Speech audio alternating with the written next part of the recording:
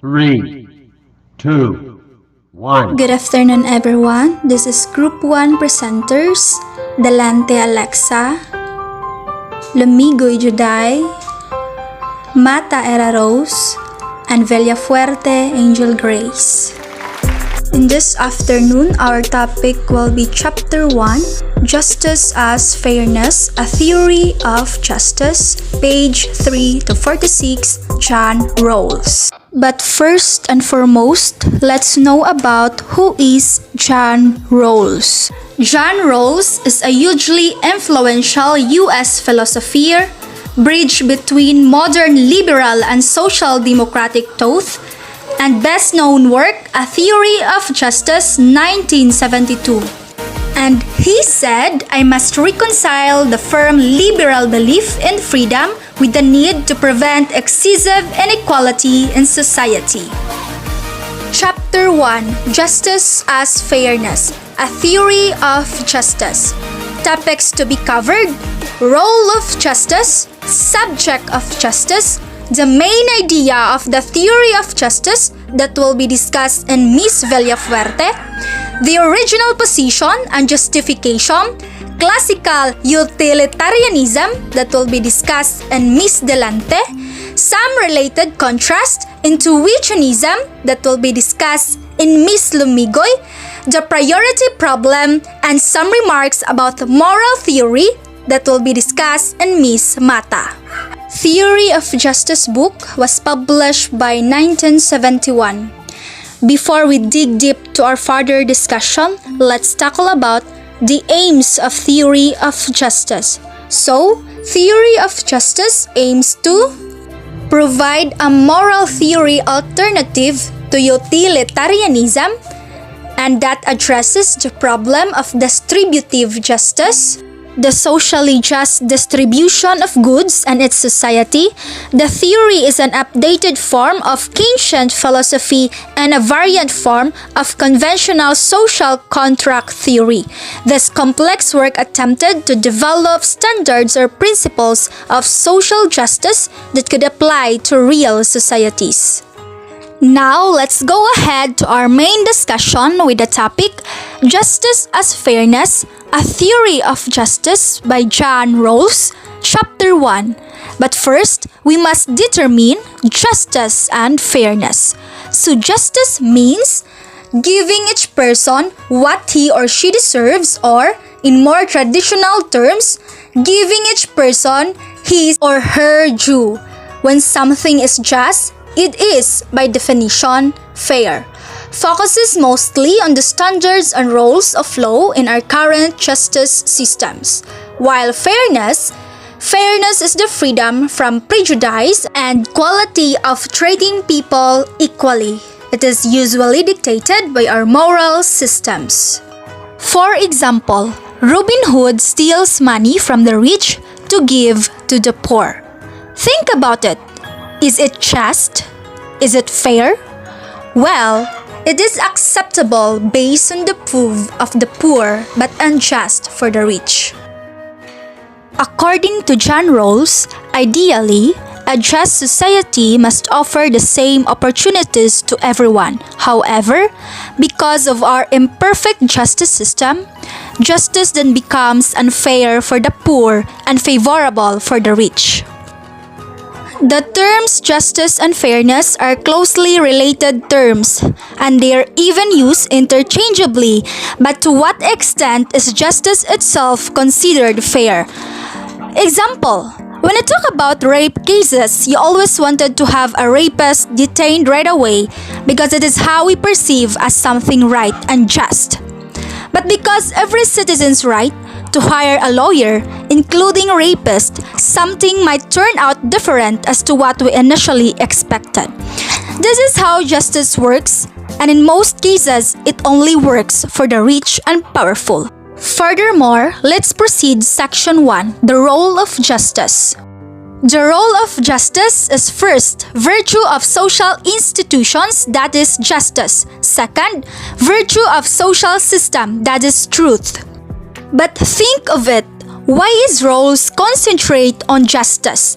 Because he thinks it is intertwined on traditions.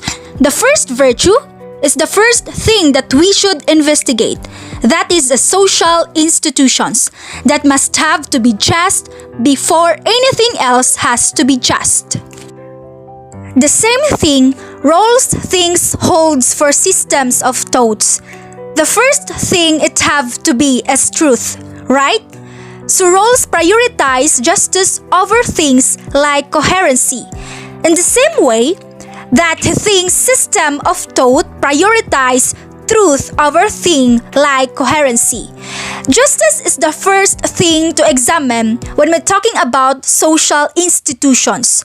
They must first foremost possess this virtue of justice. And then, a well-ordered society, advanced to good of its citizens, it's repulated by a public conceptions of justice.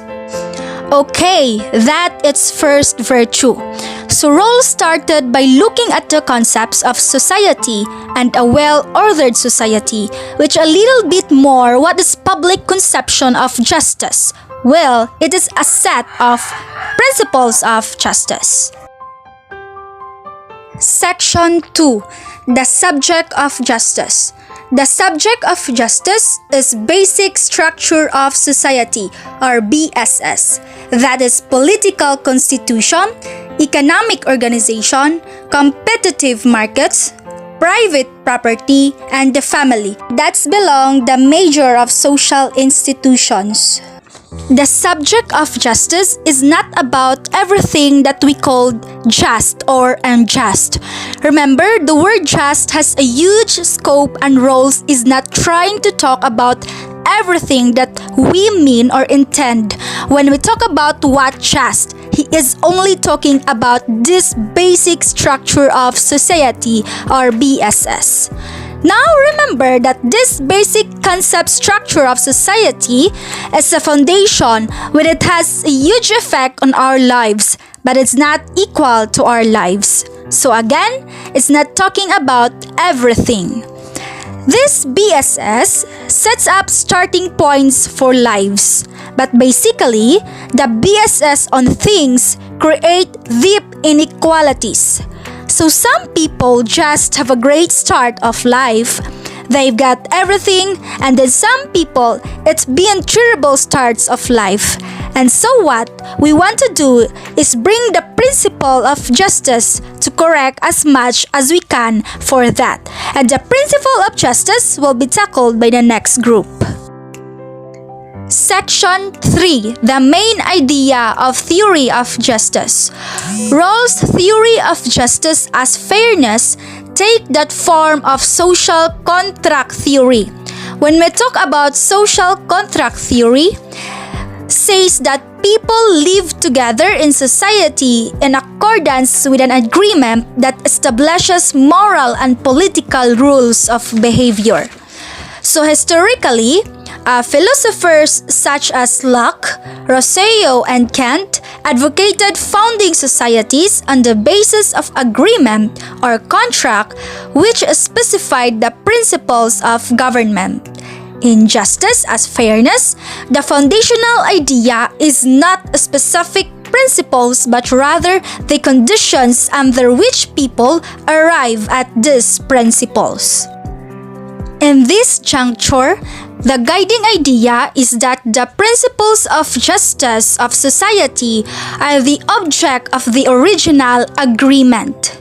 So, darian na dayon ang veil of ignorance. So, the principles of justice for the BSS are chosen behind a veil of ignorance. The veil of ignorance means they have general knowledge about humanity and society but are completely ignorant about themselves. They do not know what their particular interests, goals, talents, and etc. So the theory of justice asks us to put ourselves in the veil of ignorance as a thought of experiment. Behind the veil, we eliminate personal features. Imagine yourself in a conscious state before being born. So this state known as the original position, tries to bring us closer to a position of equality. And this original position of equality, we should ask ourselves, what sort of society would I want to be born into? This draws of sort of joint rationality and help us to find common ground. This 3 section was reported by Ms. Villafuerte. Section 4. The original position and justification. A conception of justice is justified when it would be favored by the persons in the original position. These persons are equal, moral persons, meaning they possess a conception of their good and are capable of a sense of justice, because these persons are disposed to choose rationally. This connects the theory of rational choice. While the original position is hypothetical, it provides a perspective that can be adopted by anyone for the purpose of checking if their own convictions about what constitutes justice are indeed justifiable. It is easy to say that certain ideas are unjust, such as slavery, but not every conviction is so obvious. Rawls recommends checking such convictions against the point of view of the original position. If the original position would not permit a certain conviction, the conviction can be modified and rechecked against the perspective of the original position.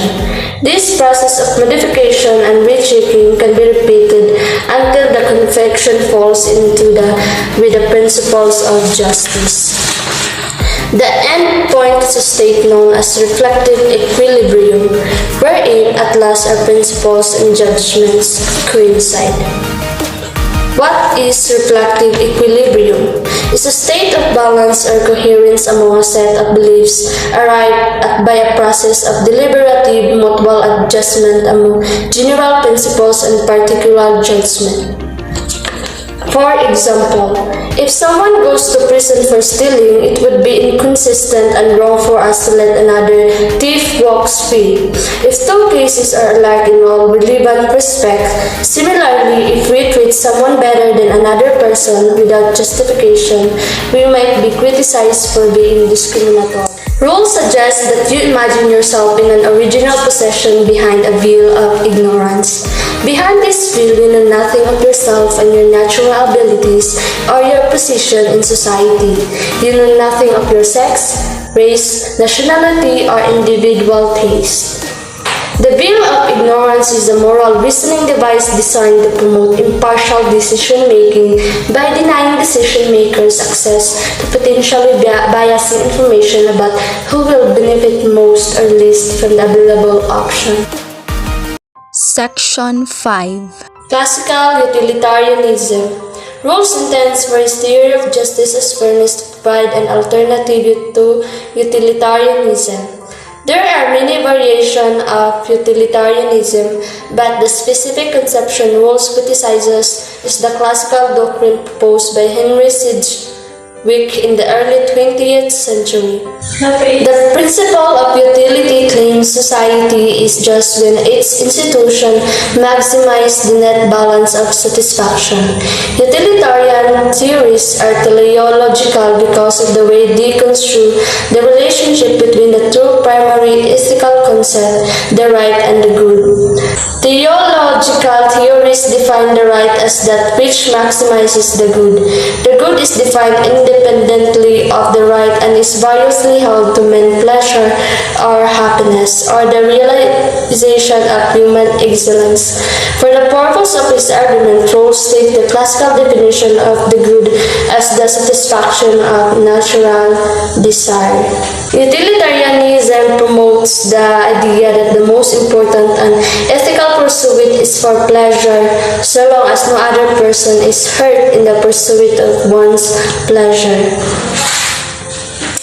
An individual person acts rationally by choosing to maximize what he or she considers to be good for him or her. These principles of choice or principle of rational prudence for the individual is extended in utilitarianism to be the principle of choice for an association of men. In utilitarianism, it is unimportant how satisfactions are distributed among various members of a society. Equality or fairness is not a consideration. What matters is that the sum of satisfaction of society as a whole is maximized. A few individuals may suffer a loss of liberty as long as the situation brings a greater satisfaction to the majority. In classical utilitarianism, the mass of individuals comprising society are fused into one person, an imaginary, impartial spectator.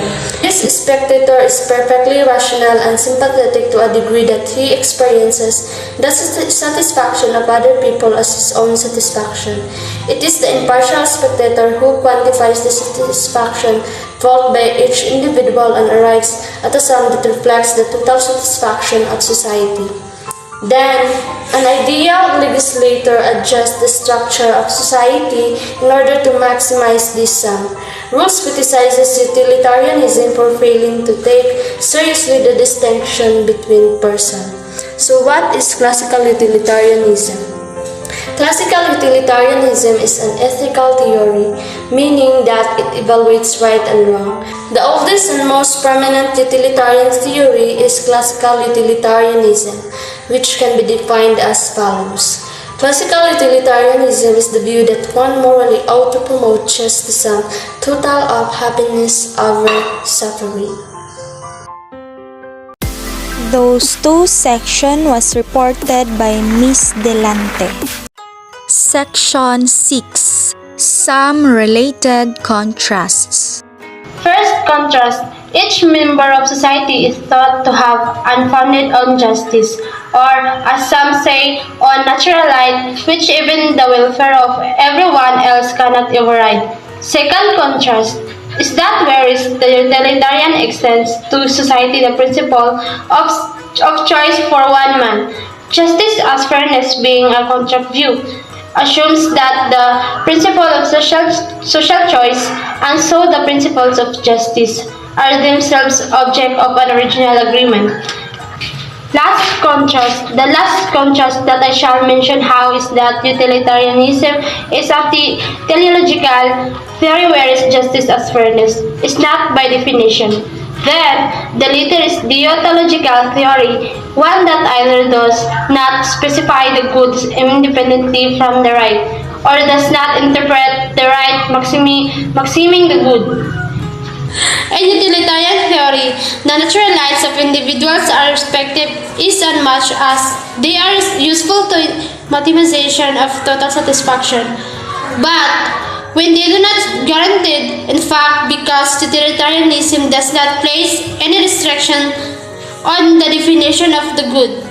A utilitarian society would permit a situation in which people find satisfaction in discriminating against one, because this will be the good. Society would therefore seek to maximize it.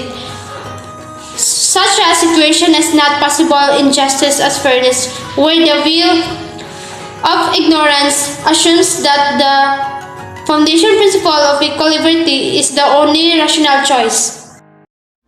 Section 7. Intuitionism. While justice as fairness takes as its first principle that of equal liberty, intuitionist holds that there are a multitude of contradictory first principle and no way to assign priority between them or other relying on intuitionists.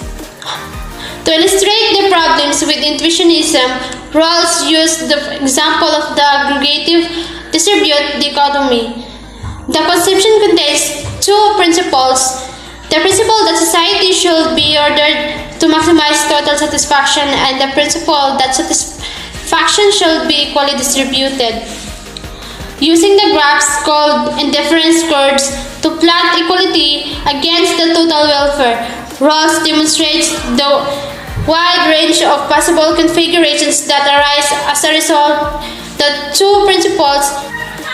Intuitionism asserts that such configuration may be described, but that to attempt to prioritize among principles leads only to triviality or oversimplification, as while utilitarianism singles standard of maximum utility.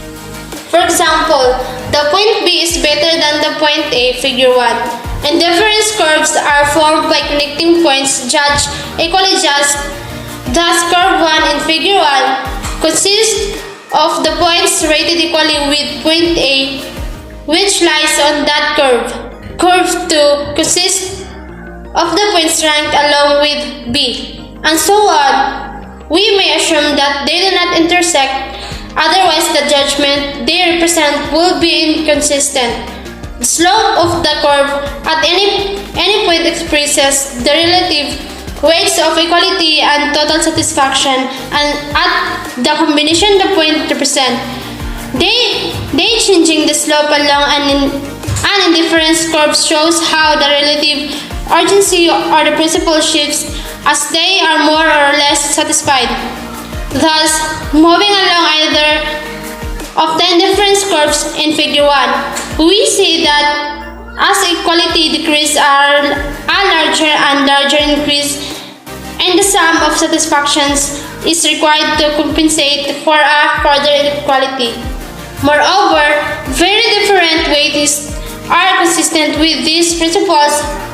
Lead figure to represent the judgment of two different persons. The solid lines depict the judgment of the other who gives a relatively strong weight to total welfare. Thus, while the first person ranks arrangement D equal with C, the second judge D superior. This conception of justice imposes no limitations on what are the correct weightings, and therefore it allows different persons to arrive at a different balance of principle. Nevertheless, such an intuitionist conception, if it were to fit our considered judgment on reflections, would be by no means whole importance. At least it would single out criteria which are significant. The apparent axis, so to speak, of our considered judgment of social justice. The intuitionist hopes that once these axes or principles are identified, men will in fact balance their more or less similarity, at least when they are impartial and not moved by an excessive attention to their own interest. Or if this is not so, then at least they can agree to some scheme whereby their assignments of weight can be compromised. Those two section was reported by Ms. Lomigoy. Section 8. The priority problem. Rawls contends that any rational approach to justice must find a way to prioritize or assign weights to the various principles that might be accepted. There are two ways of approaching this priority problem, either by the choice of single overarching principle that is accepted as self-evident or through a serial ordering of various principles, wherein a principle does not apply until the one previous to it has been satisfied. Let me explain to all of you the two ways of approaching this priority problem. Self-evident is a fact of the situation that there is no need for proof or explanation. And serial ordering, it is an order which requires us to satisfy the first principle in ordering before we can move on to the second. Section 9. Some remarks about moral theory. Moral capacity is the complex ability possessed by all persons of sufficient age and intellectual capacity to support judgments of justice and injustice with reasoned arguments. Moral theory seeks to account for the moral capacity of humans. Rawls argues that our conception of justice should be properly aligned with our moral sensibilities, and that the way to achieve this alignment is through the examination of our considered judgments. Those ideas we have arrived at by a sincere desire for truth through the process of reflective equilibrium. Moral theory is a general fact as it pleases. It is a theory that everyone should seek the truth of justice. We should be sincere and control our emotions so that it can be affect to anyone. We should be more aware on what's happening in our society and be fair to everyone, because not all the time do we get the justice we want. They were being unfair. Those two sections was reported by Miss Mata. So that's all for the 9th section of Chapter 1, A Theory of Justice by John Rawls. And now let's go to the bonus question round. Guys, are you ready? Because we are ready. Here we go. For the first question, do you agree in justice as fairness? John Rawls' definition of justice as fairness means equality. We reporter agree this theory, but we do not believe justice as fairness or equality. Why? According to our deliberation, this theory of Rawls, justice as fairness, are being ignored in our country, which is the Philippines. To give you a specific idea, in the news that happened for the past few months, a USV driver collided with a security guard and he just left him on the road. Then after a few days, the suspect gave up with his lawyer and asked for forgiveness. Gibayaran lang ang piyansa, tas ang bill sa ospital sa victim, and then okay na. And another example is a tatay who stole a mangoes just to feed the family was charged and locked up. Tas gipicturan pag with placard gikan gyud sa ulo hantod sa tiil. And then he could not get out there because he had no money. So in that example, can we see that justice as fairness happens in our country? There is nothing, since justice simply being ignored by the rich people in this country. No matter what law we implement, what theory or principle, when it comes to money, everything turned out torn out entirely different for what we initially expected. Because wealth are powerful than justice. So for the second question, in justice, why should not all be equal? So, in justice, it should not all be equal, because according to our scientific explanation, there are pros and cons of inequality in our social and economic justice.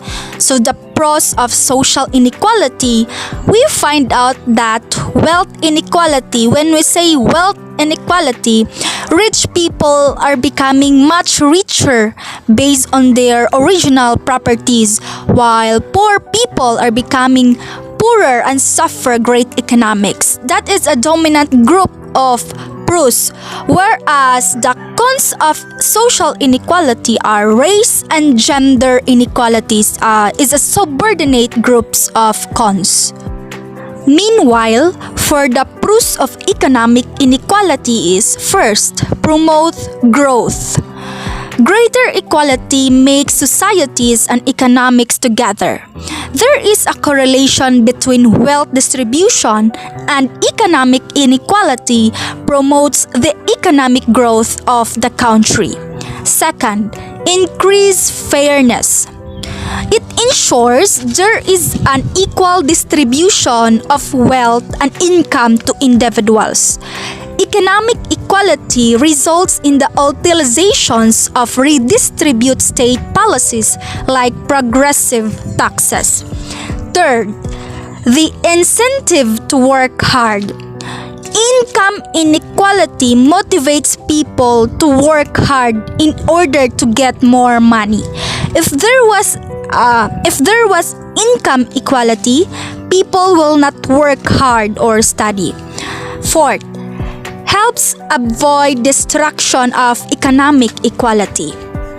So you can take someone's money he has worked to give to someone in order to create equality. This is unfair and people can never be the same. Fifth, makes people value different things. Inequality allows people to work hard for what they value most. This makes people benefit more from things they value most in life. Sixth, personal freedom. Economic inequality ensures people are empowered through a free enterprise system that helps them earn success through their own potential.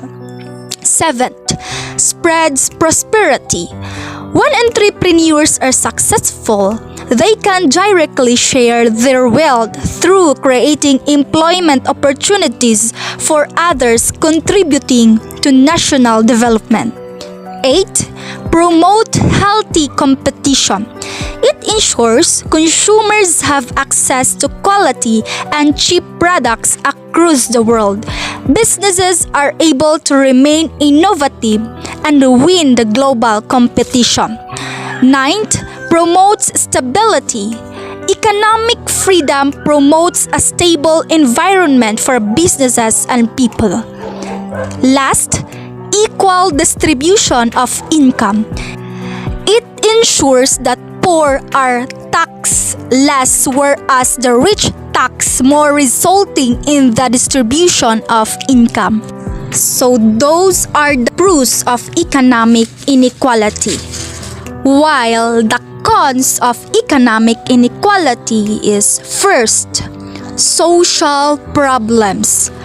There are a lot of social frictions attributed to inequality, like more people participating in riots. It also results in an unfair allocation of opportunities to citizens. Second, inherited wealth. Inherited wealth promotes unfairness to individuals and makes some people lazy than others, since they can easily all their needs with less effort. Third, increased crime rates. A research carried shows economic and equal societies have high crime rates. Inequalities act as an incentive to commit a crime in order to gain more. Fourth, unemployment. High levels of unemployment are contributed by market failure due to inefficient distribution of resources in the free market. This increases levels of poverty in society. Fifth, high prices to consumers. In monopoly industries, the bargaining power of suppliers is high, resulting in increased prices for the consumers. This results in an unfair distribution of income between suppliers and consumers. Sixth, health effects. Income inequality among citizens limits access to health care facilities and healthy food. Adequate health facilities are unavailable to the poor population in the society, and this leads to decrease in health. Seventh, increase political inequality. In societies where wealth distribution is concentrated with a few people, the political powers are always in favor of those few wealthy people. This results in a lot of corruption and oppression of the poor. 8. Increased constraints. There are many factors that hold people back, like income, race, poor background, and others, affecting their success. 9th, decrease in education level. The education level of people in the society is linked to the poverty level. A high degree of economic equality with a small, low-income population contributes to the high level of education, and vice versa. Last, division in society. Income inequality results in division among the poor and the wealthy people. The poor tend to associate with other poor people, and wealthy people talk to other wealthy people. So those are the cons of economic inequalities. And for the third question, do you believe in justice? We reporter do not believe in justice. To give you a specific idea, I'm going to slap you and you will feel pain. But the first thing you will do is slap me back because you want to get revenge. You want what is fair. You want what is just. You want justice. I grew up in a place where justice is very important. I grew up in a small village of Tugas, Kabadyangan, Kadingilan, Bukidnon. And around me, many people are seeking justice. Justice for the murdered, justice for the kidnapped, justice for the stolen, and no one rest, not them, not us, until justice is achieved. Just like Hollywood taught us, justice must always be served at the end of the movie. See? I don't really believe in Hollywood and I don't really believe in justice. Because I have come to learn that forgiveness is a lot more powerful than justice. And forgiveness, I learned from a woman that's very, very far away from me called Ernestine. So Ernestine lives in Rwanda. And she is the most forgiving person I have ever witnessed through a newspaper. She was a victim of the Rwandan genocide. A soldier attacked her with a machete, hand tied here and threw her into a river to die. Then that soldier killed her entire family. This is a sad story that makes anyone angry. And if I were Ernestine, I would come back, find that soldier, and I would kill him. I would try to get revenge for myself and for my family. I would try to get justice. But you know, that's not what she did. Instead of taking justice, she gave forgiveness to the soldier. And then, 25 years later, they have become friends. And she's not the only one. As I investigate through newspaper articles, in her country, Rwanda, 1 million people were killed. And when genocide ended, the country decided to forgive all the killers. Because, according to their president, sorry won't bring back any lives. Only forgiveness can heal this nation. Survivors, they said, must forgive because they are the only ones with something to give. And that story really moved me and us and think better. 25 years later, Rwanda healed itself. It is now one of Africa's most successful nations. It is clean, it is safe, it is thriving. At the end of the day, each one of us is faced with injustice, and each one of us wants to slap back. But one thing my reading and collecting fact articles taught me is that justice doesn't exist in the real world. So instead of seeking justice, let us give forgiveness because in reality, it's the only way to forward.